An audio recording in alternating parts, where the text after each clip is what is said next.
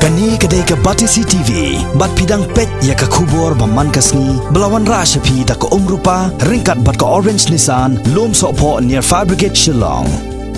New Nissan Kicks. Bookings open now.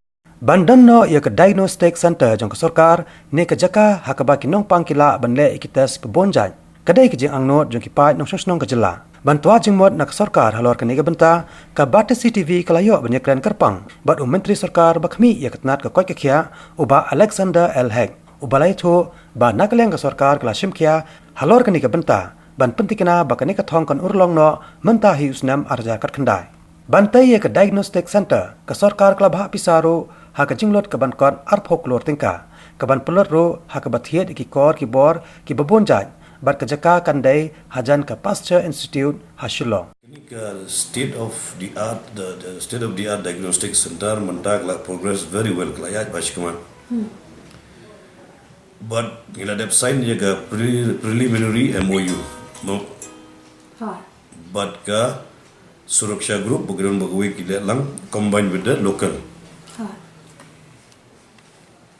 Ti gini mentah gila ong ya kene ka Suraksha Group ban aino ya kene ka drawing bat ka egi kitun kam gong jaka kana bangila ban penbiang no nak health department mana kalian jukir gen pengkloy no bagila sedang no bon in this nur mentau snem mana sedang no ya kene ka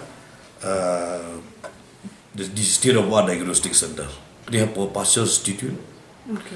Gila di market ya jaka ban ai nak benta ka di state of art diagnostic center apa partial institute.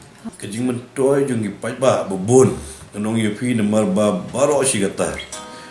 Wat bangidon ke MHIS zu nei.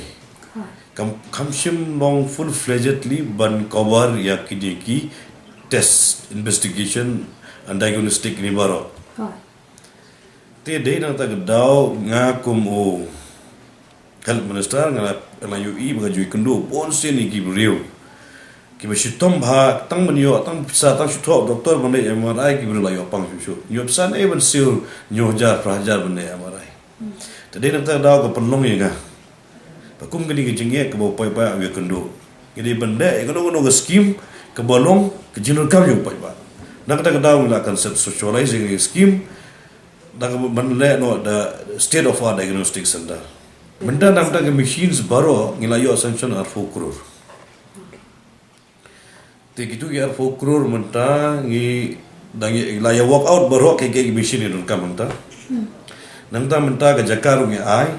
Dan marbangi nangta ngi ong men wat ya ki jinun kam men snai ke infrastructure dan ne ina kalian jungi ke sarkar. Kani ngi kuatang men ai ke jimun toy ben ai free services.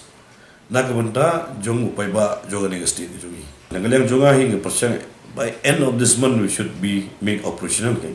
Baru kenung berkeliang lah, mendek kibadun ke MHIS kan.